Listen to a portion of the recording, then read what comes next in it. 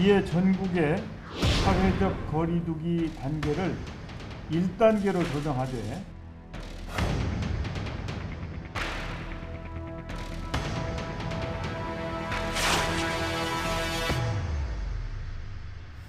이상하게 우리는 올릴 때는 찌끔찌끔씩 올리고 낮출 때는 되게 전격적으로 낮추는 천지기변이 아닌 한 수능은 바꾸지 않겠다는 게 저는 정 교수님의 말씀이 화가 나요. 방송에서 계속 얘기했어요. 올해 수능은 안 보는 게 좋겠다. 이후에 교육혁명을 하자.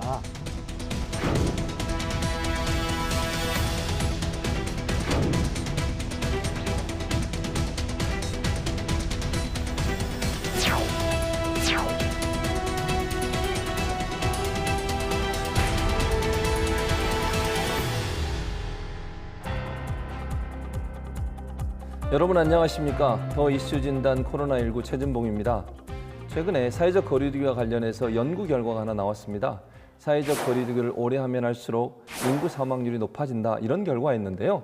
어떤 내용인지 잠시 후에 저희가 집중적으로 다뤄보도록 하겠습니다. 오늘 함께 하실 분들부터 먼저 소개해 드립니다. 더 독한 분석으로 돌아온 최영일 시사평론가, 그리고 바이러스와 함께 현명한 공존을 고민하고 계시는 이재갑 감염내과 교수, 오늘의 더 특별한 게스트 이화여대 정재영 교육학과 교수 나오셨습니다. 어서 오십시오. 안녕하세요. 안녕하세요. 자, 이제 사회적 거리두기가 1단계로 완화가 됐습니다. 정부도 그런 얘기를 해요. 각자 위치에서 수칙을 준수해달라. 민생의 지속과 방역의 실효성을 모두 살리기 위해서는 노력이 필요하다, 이런 얘기를 하고 있는데, 일부에서는 이게 성급한 조치가 아니냐, 이런 얘기를 하고 있고, 뭐 당연히 이쯤 되면 1단계로 내려도 된다, 이런 얘기가 지금 충돌되고 있는데, 여론은 어떻습니까? 자, 이게 성급한 조치가 아니냐. 이건 이재갑 교수님한테 들으시면 되고요. 예. 저는 정부는 왜 이렇게 할 수밖에 없었는가, 이 관점에서 말씀을 드리면, 결국은 이제 방역과 경제의 균형을 잡는 시속 게임을 우리가 지금 9개월 넘게 해오고 있는 상황입니다. 그런데 그동안 이제 2.5단계까지 올라갔다가 다소 내린 게 2단계예요. 하지만 지금 생각을 해보시면 고위험군으로 분류된 11개의 업종들은 몇 개월 동안 지금 영업을 못했어요. 사실 집합금지라는 게 영업 정지를 의미하는 거죠. 예를 들면 클럽, 콜라텍, 뭐 유흥주점 비롯해서 감성주점, 헌팅포차, 그렇다 치더라도 지금 스포츠 센터에 무슨 집단 프로그램들도 다 중단돼 있고요. 예. 거기다 뷔페 식당은 또 어떡합니까? 또 웨딩홀, 뭐 이제 장례식장은 그야말로 정말 친인척만 모여서 장례를 치르는 상황이었습니다. 그래서 이러한 부분 때문에 더 이상 이 사회적 거리두기를 강화하다가는 경제가 상당히 위태로운 지경에 갈 수 있다. 그래서 결국은 시민들을 믿고 자발적인 방역에 이 방점을 두면서 완화할 수밖에 없었던 것 아닌가, 이렇게 생각이 됩니다. 문제는 지금 이제 운영을 재개시키기로 했던 고위험 시설들이 준비가 되었느냐의 문제도 다른 문제거든요. 그러니까 준비를 제대로 시켜서 이쪽이 영업을 시작을 하더라도 문제가 없게 잘 할 수 있게끔 준비가 돼 있다면 당연히 열 수 있게도 해야 되고, 오히려 또 너무 잘하면 고위험 시설이었던데도 뭐 중위험 시설로 낮춰주거나 저위험 시설로 낮추는 이제 이런 부분이 필요한데, 이런 부분에 대해서 철저하게 검증이 아직 안 된 상태고, 특히나 뭐 클럽이라든지 유흥주점 이런 데는 영업을 재개했었을 때 예전보다 안전하게 할 거냐, 그러지 않을 거라고요. 분명히 예전 그대로 돌아가서 영업을 시작을 할 건데, 그렇다 그러면 그런 가운데서 확진자가 다시 발생 안 할 거냐라고 얘기를 한다면 그렇게 대답을 할 수 없는 상황이라는 거죠. 언제나 그렇지만 단계를 완화시킬 때는 단계적으로 천천히 단계를 밟아서 완화시키고, 단계를 완화할 수 있을 만큼의 그런 사회적 준비들이나 이런 것들이 이제 선행이 돼야 되는데,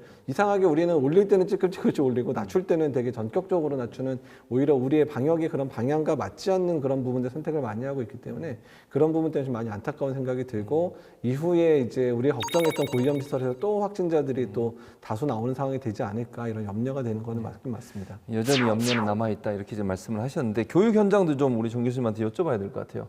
일단 가장 환영하는 집단은 학부모라고 할 수 있겠습니다. 기본적으로 맞벌이 부부라든가 장애 학생의 부모의 경우에는 기본적으로 학교가 운영되지 않다 보니까 아이 돌봄의 문제라든가 이런 것들이 굉장히 컸고요. 특히 학년이 낮을수록 저연령의 아이들을 가진 부모들의 경우에는 정말 아이들 돌보기가 너무 힘들다. 그래서 방학이 1년 내내 되는 거 아니냐, 이런 이제 걱정들도 많았고, 그러다 보니까 방학 되면 부모님들이 사실 개학을 아이들보다 더 기다리잖아요. 그래서 아이들이 학교 가기를 이제 바라는 그런 마음이 아마 제일 환영하고 있지 않나 싶고요. 가장 슬퍼하는 집단은 학생입니다. 의외로 학생들이 온라인 교육 상황을 즐기는 학생들도 많고 또 일부 학생의 경우에는 또 자유로운 시간을 보내는 친구들도 많았기 때문에 막상 학교를 가게 되는 것에 대한 부담감, 그래서 제일 슬퍼하는 집단이 학생이 아닌가 이런 생각을 좀 하고요. 우려가 많은 집단은 교사들이 아닌가 싶어요. 사실은 기본적인 이제 안전한 상황에서의 교실 수업과 또 온라인 수업의 상황과는 달리 이렇게 방역이 철저하게 보장되는 상황에서의 실제 교실 수업의 경우에는 교사들의 행정 업무 부담이 굉장히 큽니다. 그래서 예를 들어서 일부 학생이 열이 날 경우에 또 임시 보호 시설도 갖추어서 보호했다가 매시간 열을 체크해야 되고 그 반 아이들 다 체크해야 되고 이런 일들이 사실은 선생님들이 수업만 하는 것이 아니라 방역에 다른 이제 인력이 없기 때문에 선생님들이 수업과 방역을 동시에 해야 되는 이런 문제가 있고 또 한 명이라도 문제가 생기면 전체 학교가 폐쇄되는 이런 단계가 있기 때문에 제일 우려가 큰 집단은 바로 선생님들이 아닌가 이런 생각을 좀 하고 있습니다. 예. 이 대목에서 이 국민을 대신해서 제가 캐묻는 최영일의 더 이슈 체크. 놀라운 충격적인 뉴스를 좀 접했어요. 뭐냐면 지금 1단계로 완화돼서 우려도 해 주셨는데 문제는 뭐냐면 이 바이러스가 어떤 재질에 떨어지면 얼마나 생존하느냐 초기에 관심 많았잖아요. 근데 몇 시간 만에 다 소멸한다. 알코올로 닦으면 금방 사라진다. 근데 제가 깜짝 놀란 게 한 달까지도 생존한다. 이런 뉴스가 나왔어요. 사실입니까? 그러니까 최근에 이제 논문, 실험적인 논문이 하나 발표가 됐었습니다. 그러니까 지폐라든지 뭐 금속 표면, 스테인리스 같은 건조한 금속 표면이라든지 이런 데 바이러스를 묻혀놓고 이제 온도를 좀 낮은 온도로 했었죠. 한 20도 또는 20도 미만에서 이렇게 좀 요즘 상온이잖아요. 네, 그 상온이죠. 네. 그 정도 조건을 하고 대신에 또 빛이나 이런 걸 받으면 또 바이러스 사멸하니까 어두운 조건들을 만들었어요. 그러니까 왜냐하면 또 뭐 지폐라든지 이런 것들은 또 안에는 어두운 공간이 있을 수 있다. 그래서 그런 실험실적인 게 좋은 환경에서는 심지어 바이러스가 한 4주까지도 생존한다. 뭐 이런 리포트가 나오기는 나왔는데요. 그러니까 이거는 바이러스가 생존하기 좋은 조건들을 좀 가정에서 만든 거고 실제로 우리의 일상생활에서 뭐 이제 금속 표면이라든지 지폐 같은 거 계속 넣었다 뺐다 하고 계속해서 빛도 쪼이게 되고 뭐 온도도 이제 체온처럼 올라가면 이제 하고 다니면 올라갈 때도 있고 떨어질 때도 있고 이런 상황들이 반복되기 때문에 바이러스는 그렇게 그런 험한 상황에서 오래 살지는 못하거든요.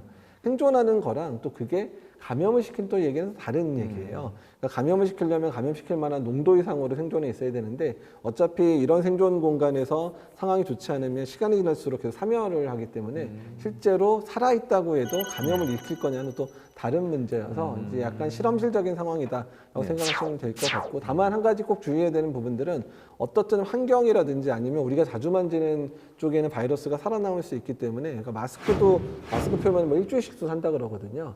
그렇기 때문에 꼭 마스크라든지 아니면 주변 표면들을 만졌거나 다른 사람과 악수했을 때는 반드시 손위생을 더 철저히 하자라는 거로 이 논문은 받아들이는 게 더 맞습니다. 자, 정부가 사회적 거리두기를 완화를 했는데 이 논문이 혹시 영향을 미치지 않았나는 생각이 들어 최영일 평론가한테 질문을 하려고 하는데 이 논문의 내용을 보면 이래요. 연구 결과가 사회적 거리두기를 오래 하면 할수록 효과가 떨어진다. 네네. 오히려 감염이 취약해진다. MIT에서 실험을 했더라고요.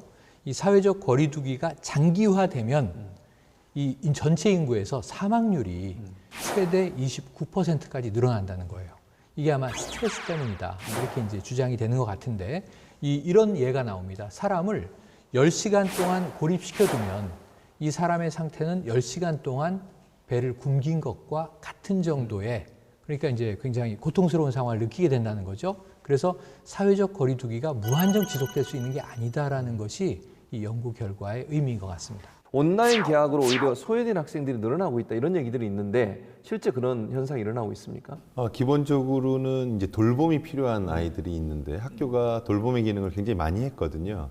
특히 이제 저학년 맞벌이 부모의 경우에는 아이를 맡길 곳이 없으니까 학교가 일과 시간과 일과 이후의 시간에도 돌봄의 기능을 많이 수행을 했습니다. 근데 실제 학교가 이제 딱 그 온라인으로 전환되다 보니까 이 아이들을 맡길 곳이 없고 특히 이제 장애가 있는 아이들의 경우에는 특히 학교에서 이렇게 돌봐주는 기능을 굉장히 많이 했는데 일부 단체 장애인 학부모 연대에 의하면 필요로 하는 이런 돌봄을 필요로 하는 아이들 중에 실제로 돌봄을 받은 서비스를 받은 아이들이 10%가 안 된다.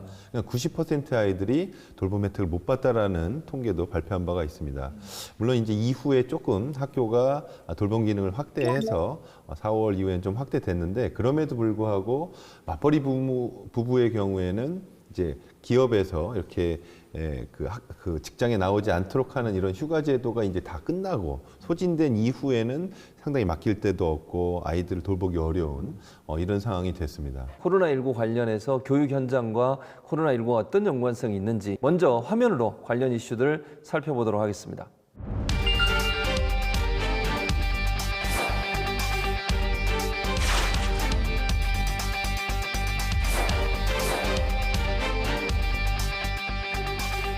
출결 체크만 하고 있다. 이게 학부모들의 불만입니다. 교육부 자체 조사에 하더라도 학습 격차가 커졌다고 인식하는 교사가 78% 맞죠, 장관님? 코로나19로 등교를 하지 못한 사이 심한 학대를 받았습니다.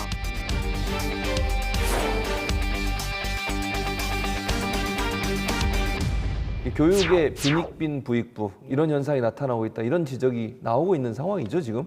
이 격차가 가장 극적으로 드러난 게 사립학교와 공립학교예요. 이탄희 의원이 지금 10월이 국정감사 기간인데 5월 27일 1차 등교가 이루어졌던 데를 기준으로 해서 통계를 뽑았는데 그냥 양쪽으로만 질적인 부분 빼고 자 사립학교 비쌉니다. 학비가 다 알죠. 사립학교 경쟁률도 높죠. 이 5월 시점에 보니까 일주일에 주당 평균 등교 시간이 4.2일이에요. 그럼 공립학교는 얼마였냐면 자 사립학교는 38개를 대상으로 했습니다. 공립학교는 562곳을 대상으로 했습니다. 훨씬 많습니다. 주당 1.9일을 갔어요. 사립학교가 2배 이상 더 등교를 했네요. 어떻게 된 겁니까 이건? 그럼 사립학교 보내는 부모와 공립학교에 아이들을 보내는 부모는 쉽게 양적으로만 봤을 때 사립학교가 2배 이상 더 진도 올라갔겠네? 이렇게 생각하는 게 당연하잖아요. 이거 어떻게 해소할 겁니까? 사립초등학교가 소규모예요. 그래서 소규모의 경우에는 조금 더 여유 있게 지금 거리두기가 가능하기 때문에 조금 더 등교가 가능하지 않았을까. 부모님들 입장에서는 이런 걸 이제 교육 격차로 인식을 하고 있고 우리 아이가 교육적으로 혜택을 덜 받는 거 아닌가 이런 우려가 높았던 게 사실이라고 할 수 있겠습니다. 최근에 교육부에서 발표한 내용이 있어요. 6월 모의고사를 고3 학생들이 봤는데 그 모의고사의 결과를 보니까 성적이 우수한 학생들은 그대로 계속 성적이 좋았고 중간 계층에 있던 학생들이 성적이 더 안 좋아졌다. 이런 결과가 나왔어요. 원격 수업이나 온라인 수업 이런 결과를 가져왔다고 볼 수 있을까요?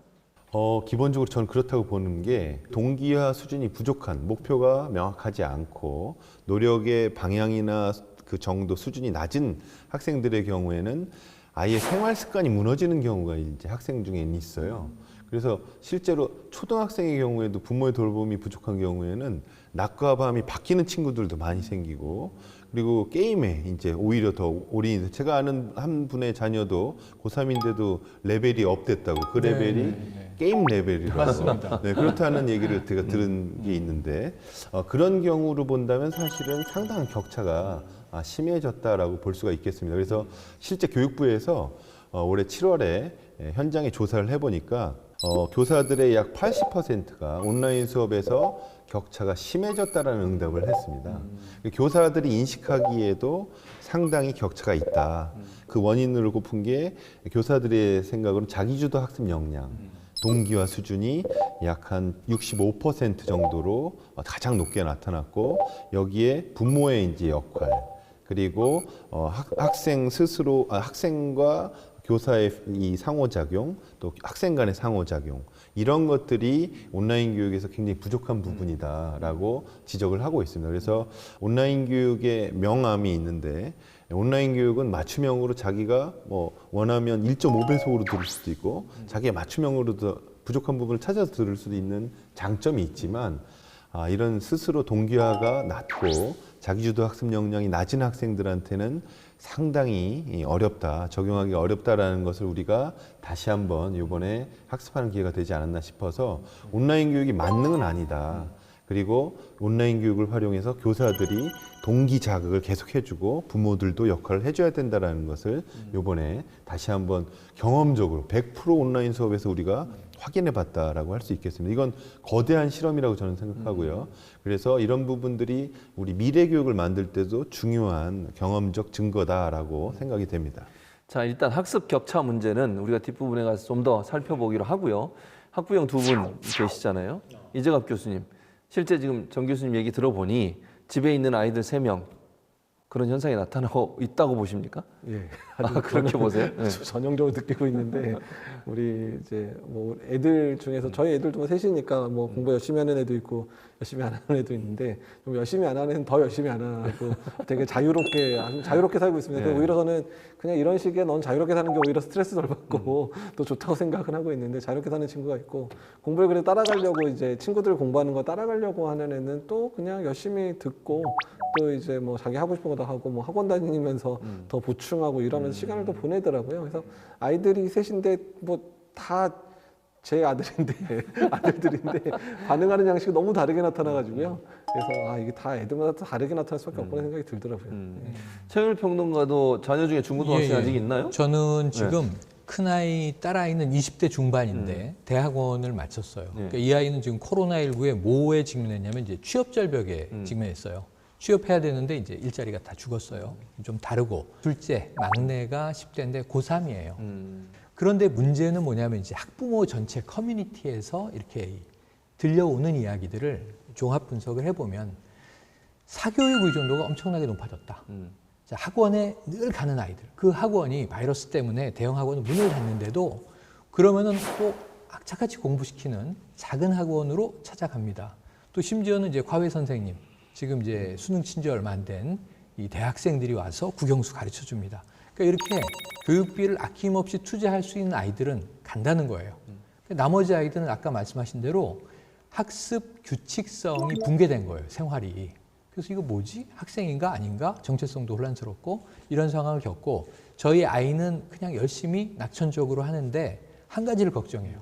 재수생과의 싸움에서 이번 고3이 불리하다. 저 형들은 다 이 고3 과정을 공부하고 다시 한번 시험을 치면서 학원에서 공부한 사람들 아니냐.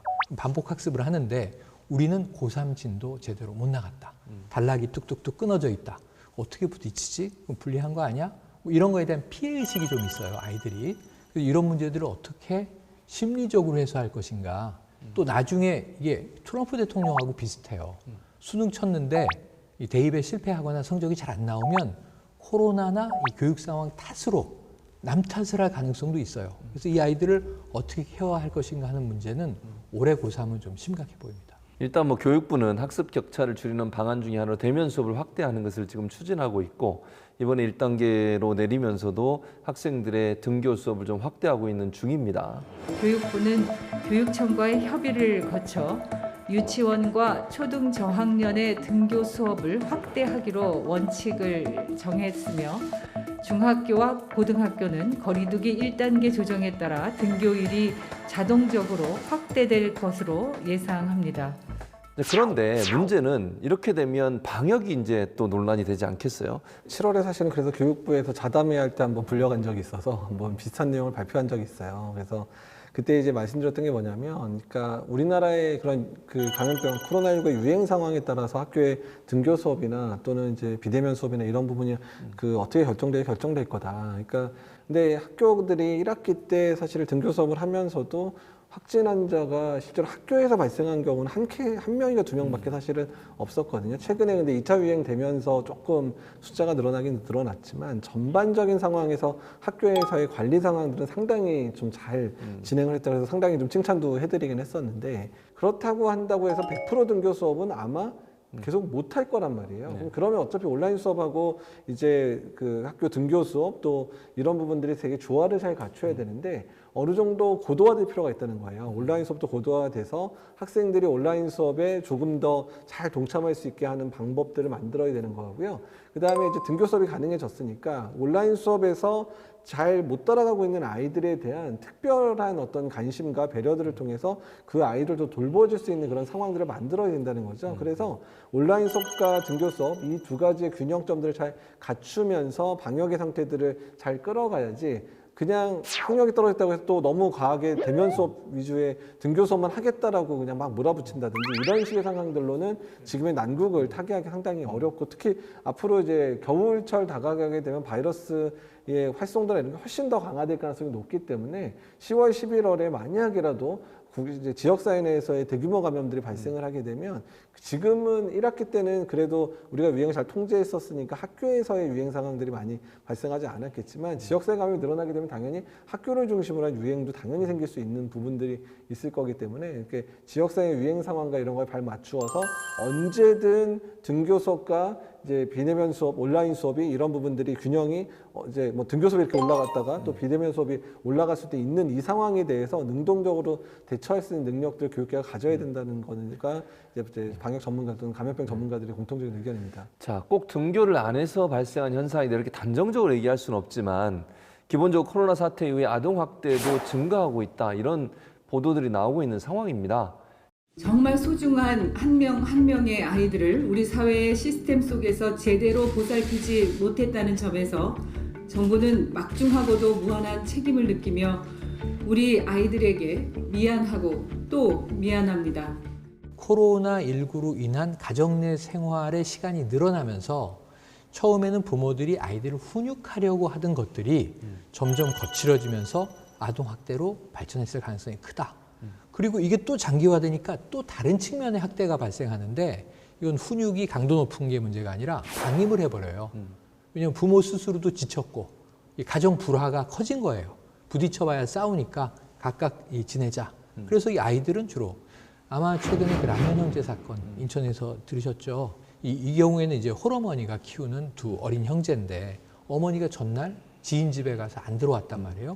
이런 극단적인 상황도 벌어졌지만 빈도수 자체도 늘고 있는 것만은 확실해 보입니다.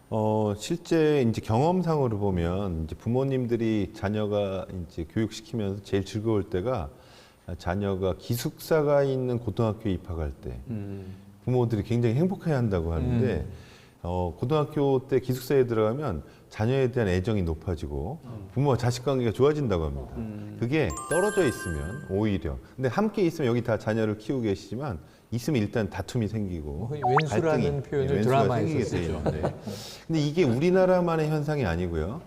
지난 9월에 세이브 더 칠드런이라는 국제 구호기구에서 통계를 하나 발표했는데요.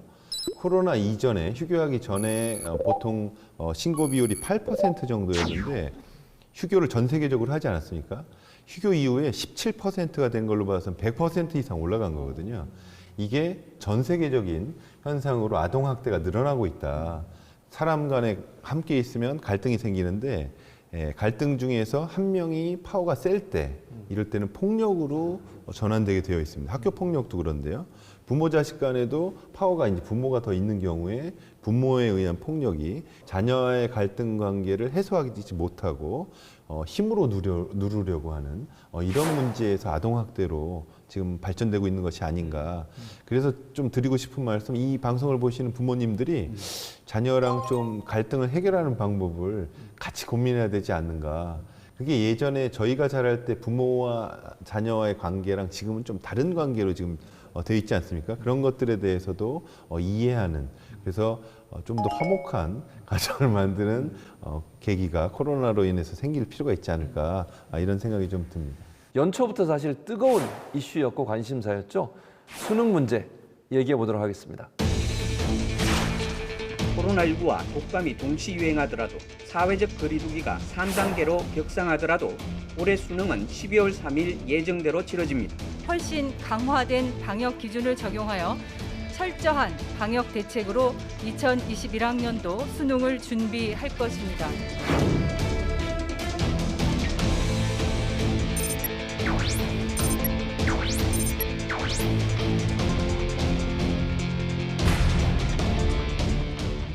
한 달 보름 뒤엔 수학 능력 시험이 치러지게 됩니다.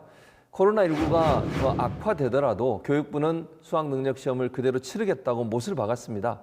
그럼에도 불구하고 일정 부분 달라진 부분도 있다고 하던데요. 네네, 있습니다. 어쨌든 말씀하신 대로 뭐 사회적 거리두기가 올라가더라도 12월 3일 수능은 틀림없이 치른다. 이게 교육당국의 의지고요. 네. 그러기 위해서 우선 교실에 기존에는 고사장이라고 불렀죠. 28명이 들어갔었는데 이제 24명이 들어갑니다.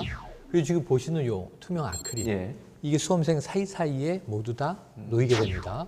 그리고 이 증상이 없더라도 발열 체크 다 하는데 열이 높다, 예. 37.3도 이상 된다 그러면 격리돼서 시험을 치도록 다른 방으로 이제 안내하게 돼 있어요. 이런 부분에서는 조금 이 수험생들은 미리 알고 있어야 당황하지 않을 수 있을 것 같습니다. 교육부 차원에서는 나름 열심히 준비를 하고 있습니다. 그래서 일단 이제 그 당일이든 어떻든 뭐 당일에 유증상자 같은 경우에는 유증상자만 시험 볼 수 있는 그런 반을 따로 만들어 가지고 그런 학생들은 이제 띄엄띄엄 앉혀가지고 네. 뭐 그렇게 앉아서 시험을 볼 수 있게 좀 돼 있고요. 자가격리 대상자들만 시험 보는 그런 시험 장소도 좀 마련이 됐고요. 확진 환자 같은 경우는 이제 보통 생활치료센터나 아니면 이제 병원에서 입원해 있는 상황이 되어 있잖아요. 그럼 이제 그런 데서 이제 시험지를 배부해서 본인의 입원한 공간에서 시험을 볼 수 있게끔 조치를 좀 하고 있고요. 그 말씀하셨지만 이제 학생들 사이사이 칸막이도 이제 둬서 할 수 있게끔 하는데, 그다음에 수능 시험 전체 기간 통해서 당연히 마스크를 써야 되는 상황이고, 일단 칸막이 같은 경우는 이제 중간에 식사를 하게 되면 아이들이 다 밖에 나가서 식사할 수는 없기 때문에 식사할 때는 이제 칸막이가 있는 상황에서 말 없이 본인 스스로 밥 먹고 그다음에 식사 끝나면 바로 마스크를 쓰게 한다든지 이런 식으로 좀 안내가 될 것 같습니다. 교육부는 과거 2010학년도 신종플루 수능 대책 때보다 훨씬 강화된 방역 기준을 적용하여 철저한 방역 대책으로 2021학년도 수능을 준비할 것입니다. 방역을 위해서 가림막이 설치가 되잖아요. 맞아요. 어떤 형태로 설치가 되는 거죠? 그러니까 요거를 보시면 돼요. 한 60cm, 45cm. 그런데 이게 생각해 보시면 사실 시험지가 크잖아요. 책상이 원래 좁은데 이게 책상을 더 좁게 만들고 밀착이 되니까 학생 수는 28에서 24수로 줄이지만 사실은 책상의 면적이 좁아서 아이들은 또 스트레스 요인이 될 것이다. 이런 이제 우려가 미리 나오고 있습니다. 사실 가림막이 얼마나 효과가 있을 거냐에 대해서 사실 논란이 있긴 있었는데요. 최근에 이제 국책연구기관 중에 한 군데서 가림막의 효과에 대해서 한번 증명을 해본 적이 있습니다. 그래서 이제 마스크 쓰지 않은 상태에서 말을 했었을 때 가림막이 얼마나 효과가 있는지 봤더니 입에서부터 한 30cm 정도까지 높이를 유지를 하면 일단은 침방울이 거의 99% 정도 안 넘어간다 이렇게 얘기를 하거든요.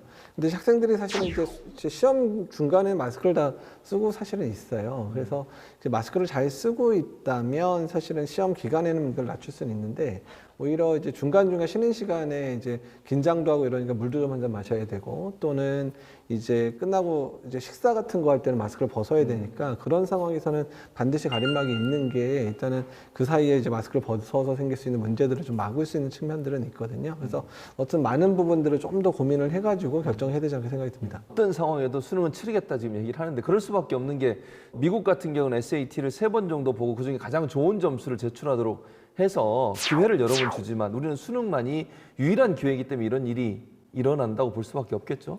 네, 그렇습니다. 실제 이제 수능은 우리 교육 분야에서는 최대의 이벤트입니다. 그래서 사실 초중고 교육도 수능에 맞춰져 있는 게 크고요.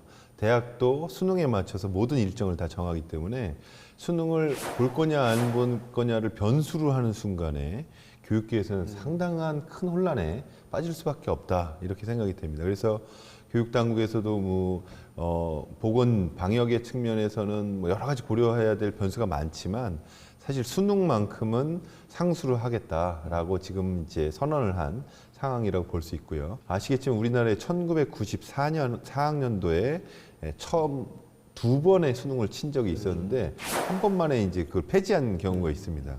그 이유가 공정함에 이제 논란에 휩싸였기 때문에 1차, 2차 수능의 난이도가 틀려지는 바람에 1차가 2차가 1차보다 더 어려웠었거든요.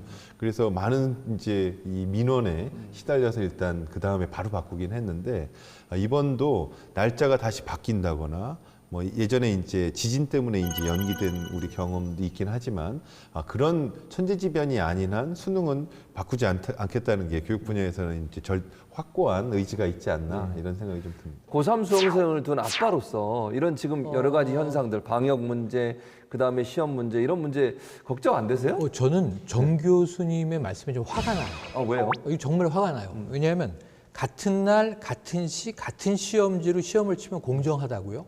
이게 뭐가 공정합니까? 공정하지 1년 않다? 내내 교육과정이 정말 이렇게 난장판이 됐다고 계속 지금 우리가 불만을 얘기했는데 같은 날, 같은 시, 같은 날 12월 3일을 고수해서 그냥 고사장에 쫙 수험생들이 수험표 달고 들어가서 똑같은 시험지를 가형, 나형 쳐가지고 채점하면 이게 공정하대요. 저는 하나도 제가 보기엔 안 공정하다니까요. 이게 뭐냐 하면 우리가 입시 체제에서 계속 비판했던 과정을 하나도 안 보고 다 무시하는 거예요. 아까 사교육, 공교육은 38개고 공교육은 562개니까 공교육이 많으니까 사교육의 혜택을 보지만 소수다. 그게 엘리트주의잖아요. 우리 사회가 얘기하는. 이 친구들이 명문대를 갈 거 아닙니까? 이대로 줄을 선다면 그거 없애자고 계속 얘기한 게 대학 서열 폐지해라. 대학 서열은 이미 고등학교에서 서열화가 돼버린다. 고등학교 서열 폐지해라. 자사고 폐지해라. 특목고 없애라. 지금 해가지고 왔는데 제가 보기엔 하나도 안 공정하거든요. 지금 이 수능이. 그래서 제가 농반 진반으로 이미 1학기가 거의 박살 났을 때 방송에서 계속 얘기했어요. 올해 수능은 안 보는 게 좋겠다. 이 기회에 교육혁명을 하자. 그래서 아까 제가 9월 학기제도 얘기했지만 그럼 지금 뭐 비대면 수업은 준비돼서 했습니까? 올해 수능은 차라리 안 보는 걸로 했다면 굉장히 여러 가지의 혁명적 변화를 우리가 맞이할 수도 있었을 거예요. 그러니까 사실은 해체주의적 관점인데 파괴하면 새로운 창조적 파괴가 될 수 있는 거 아니에요? 근데 이 12월 3일을 고수하겠다고 지금 모든 뭐 아크릴도 동원하고 다 미시적인 노력은 하는데 이게 공정하다라고 이야기하면 아마 고3 수험생들, 학부모들, 지금 올해 시험 치는 사람들은 이게 뭐가 공정하다는 거지? 라고 반문할 것에 대해서 교육당국은 대비해야 될 것 같습니다. 우리 최 평론가님 말씀에 깊이 공감을 하면서도 현재가 그 해체 시점인가? 만약에 이제 저희 그 초창기에도 제가 이재혁 교수님하고도 다른 토론 한 적이 있는데 코로나가 만약에 한 학기만 한다면 9월 학기제 도입 검토가 가능한데 코로나가 만약에 내년까지 간다. 그러면 우리가 2학기를 쉴 거냐? 수능을 그러면 1년을 연장할 거냐? 아까 말씀하신 대로 그러면 또 고의가 올라가고 계속 올라오는 이 아이들은 어떻게 할 거냐. 그래서 해체 시점은 사회적 합의를 바탕으로 그건 사실은 이제 룰을 바꾸는 거기 때문에 룰을 바꾸는 건 굉장히 신중하면서도 사회적 합의가 필요하다. 그래서 또 다른 균형점을 찾기 위한 다양한 논의를 통해서 새로운 균형점과 룰을 만들어야 된다라고 저는 생각하고 지금이 그 시점인가에 대해서는 조금 더 숙고가 필요하지 않나 이런 생각을 좀 해봅니다. 근데 여기에서 전 반론이 뭐냐면 수능이라든가 입시를 하면 변별력 이야기를 하잖아요. 근데 지금 우리는 이 수능의 체제가 다양하잖아요. 수시정시도 있고 학종, 교과, 대입에서, 논술 다양하게 있는데 이 트랙들이 다 지켜지겠냐 이거예요. 지금 제가 아이의 이제 이 입시 상담을 위해서 학교도 가보고 학원도 가보고 하면 사실 있는 소스가 올해 고3 우리 아이가 학교를 간 날이 안 간 날보다 훨씬 적어요. 그럼 담임 선생님이 뭘로 평가를 하죠? 지금 자소서는 자기가 죽어라 길게 썼는데 문제는 교사 평가가 중요한데 뭘로 평가해 주냐 이거예요. 사실 이제 수시의 특징 중에 하나가 정성평가입니다. 고려를 할 수 있어요. 그래서 사실 그것 때문에 이제 불공정하다는 시비도 있긴 하지만 그래서 현재 고3 우리가 이제 소위 현역 학생이라고 얘기하고 재수 3수생이 있으면 재수 3수생과는 달리 우리 고3 학생들에 대해서는 조금 배려를 해줘야 된다라는 걸 각 대학들이 지금 수시에서 반영하고자 룰을 만들고 있고요. 그다음에 현재 한 30% 내외에 있는 이 정시 학생들을 위한 수능을 이제 안 볼 수는 없고 현재 제도하에서는 이제 수능을 봐야 되는 불가피한 상황이다라고 볼 수는 있겠습니다. 그래서 아까 말씀하신 대로 교육제도를 혁신하는 이런 논의, 특히 이제 9월 학기제라든가 9월 학기는 상당히 대대적인 혁신이거든요. 그래서 그 전환기의 아이들 때문에 사실 못했던 게 말씀하신 대로 이번을 전환기로 삼자라는 논의가 사실 있었어요. 근데 저희가 생각할 때 교육계에서는 이제 대학에 진학하는 나이, 그 다음에 취업하는 나이를 좀 어리게 땡기는 9월 학기를 고민을 많이 했습니다. 지금은 늦추는 9월 학기가 되거든요. 그러면 더 늦게, 지금 군대도 가야 되고 하기 때문에 입직도 늦어지고 하는 상황에서 이런 부분은 상당히 고민이 많이 필요한 혁신이 아닌가 이런 생각이 듭니다. 가장 중요한 논란 중에 하나가 또 수능에서 재학생과 그다음에 재수생과의 격차 문제입니다. 사실 재수생들 같은 경우에 이제 지난해 재작년 불수능이라 그래서 수능을 한번 경험을 했고 또 준비가 많이 돼 있는 상태인데 현재 고3 학생들이 그런 부분이 좀 부족하지 않나 이런 격차 문제가 과연 문제가 되지 않을까 하는 논란도 있는데 어떻게 보세요? 그 문제가 뭐냐면 제가 아는 분 중에도 재수생과 고3 연년생 자녀를 둔 부모의 입장에서 보면 너무 안타까워 하시는 게 재수학원은 하루도 안 쉬는데 고등학교는 아까 말씀하신 대로 등교한 날보다 안 한 날이 더 많을 정도로 등교를 못한 이게 문제가 있었고 그러다 보니까 물론 이제 스스로 잘하는 학생들은 굉장히 잘하지만 중간 이하의 학생들이 학력이 떨어지는 이런 문제가 발생했다라고 할 수 있습니다. 그래서 일각에서는 이번 수능을 좀 쉽게 내자. 그래서 고3 학생들이 조금 적응할 수 있도록 하자라는 논의도 있지만 사실 불수능, 물수능 둘 다 문제가 심각합니다. 그래서 제가 볼 때는 이번에 이제 6월하고 9월에 한국교육과정평가원에서 모의 수능을 다 치렀고 그 정도 난이도 조절을 했기 때문에 이 정도 수준에서 우리 고3 학생들의 이제 부모님이나 이제 보실 텐데 그 정도 6월, 9월 정도의 모의 수능 수준으로 예측해서 준비하시는 게 낫지 쉽게 나올 거다라는 예측을 해서 좀 쉽게 공부하고 이런 거는 지금은 맞지 않다라는 생각이 들어서 정상적으로 준비해서 정상적으로 대비하는 것이 좋겠다라는 생각이 듭니다. 코로나 사태가 교육계에도 여러 가지 다양한 화두, 논란들을 불러일으켰지 않나 이렇게 보여집니다. 다음에는요, 우리가 굵직한 얘기를 좀 나눠보려고 하는데 무슨 내용인지 화면으로 먼저 만나보시죠.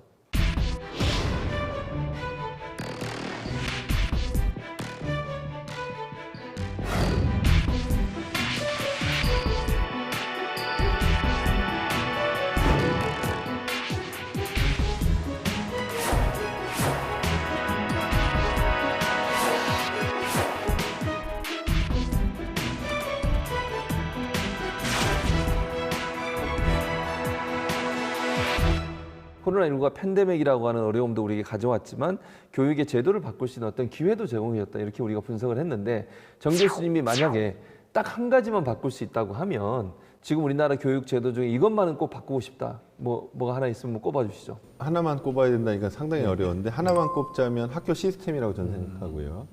교육과정에 불필요한 내용이 너무 많아요. 평가를 위한 내용들이 많습니다. 제 아들이 중학교 2학년인데 역사 문제에 나오는 게 아직도 망망소인하니 몇 년도인지 지금 다 기억하고 계신가요? 그게 기억이 안 나죠. 그게 안 나시죠? 몇 년도인지 기억이 안 나시죠? 근데 그걸 왜 평가하느냐? 아이들의 성적을 나누기 위해서입니다. 서열을 매기기 위해서. 사는데 필요해서가 아니라. 아니고. 네. 그래서 그런 것들을 우리가 너무 당연하게 받아들이고 있어서 내용을 정말 우리 아이들의 삶에 필요한 내용으로 바꾸고 본인들이 좀 선택할 수 있도록 하고 수준에 맞춰줄 수 있는 것.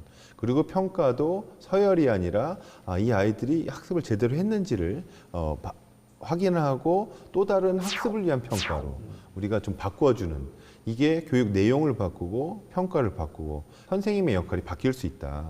선생님이 현재 학교에서는 심판의 역할을 하고 있습니다. 가르쳐주는 역할이 아니라 공정하게 싸우도록 하고 점수 매겨주는 역할이에요. 그래서 똑같이만 가르쳐주고 자 경쟁해 하고 서열을 매기고 있거든요. 그래서 교사가 바뀌려면 평가가 바뀌고 내용이 바뀌면 선생님이 그야말로 아이들의 꿈을 키워줄 수 있는 멘토의 역할을 하고 도와줄 수 있는 역할, 학습의 조력자의 역할로 전환할 수 있다 저는 생각하고요. 이걸 바꾸는 게 이제 제 꿈입니다. 네. 자, 이제 정 교수님의 꿈이 이루어지기를 바라고요. 또 하나 정 교수님한테 여쭤보고 싶은 게 뭐냐면 코로나19 이후에 온라인 이제 원격 수업이 활용되면서 교육 환경을 좀 바꿀 수 있는 기회가 됐다라고는 볼 수 있을까요?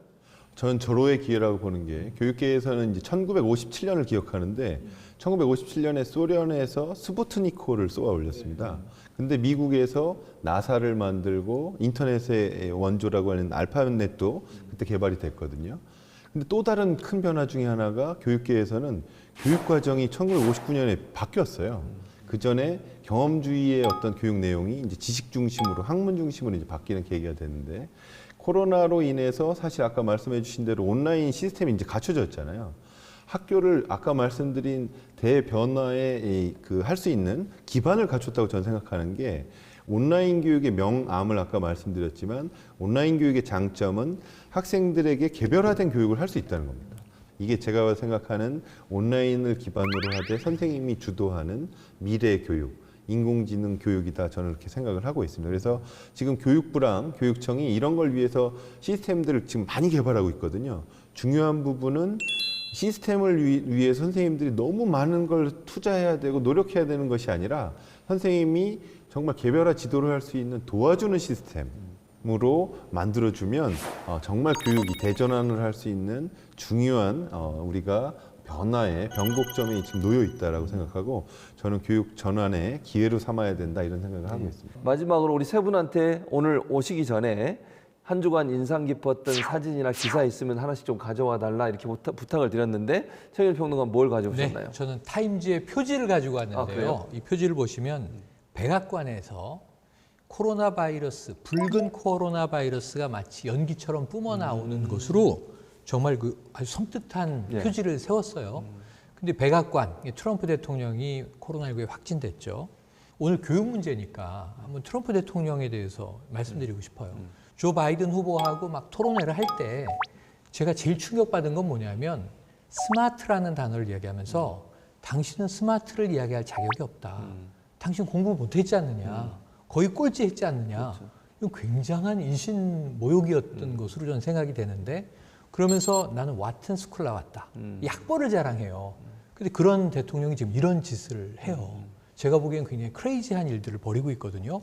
그래서 지금 우리가 이야기하는 이 성적과 학벌과 인성은 어떤 관계에 있는가를 트럼프를 통해서 우리가 다시 한번 재정립해야 한다.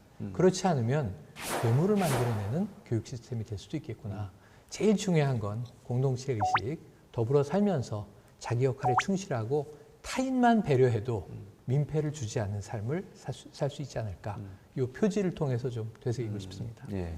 이제 11일에 나왔던 기사인데 11일이 이제 일요일이었고 그 일요일에 이제 중대본하고 중수본에서 사회적 거리두기를 완화할 건지 말 건지를 결정을 하겠다는 게 이제 지난 그 전에 9일, 10일에 이미 예정이 됐었죠.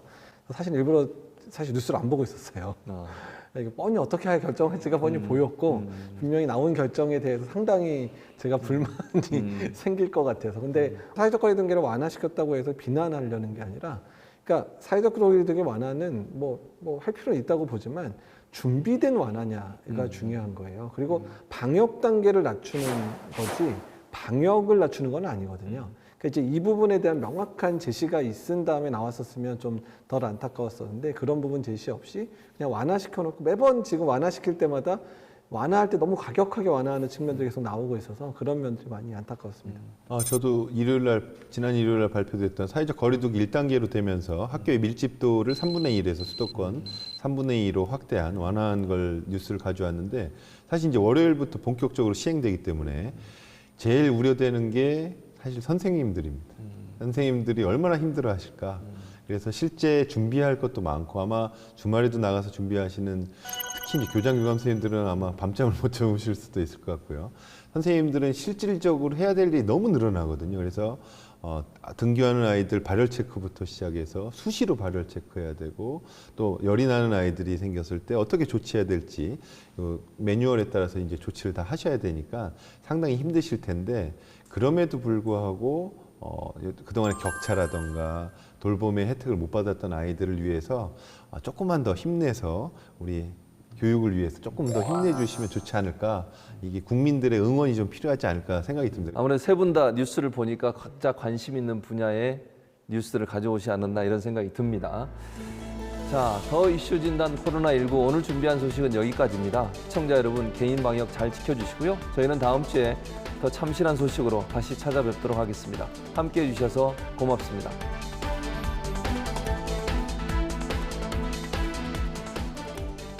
이제 등교가 본격적으로 확대될 것으로 예상되는데 제일 중요한 것은 교육과 안전 두 마리 토끼를 다 잡는 거라고 생각이 됩니다.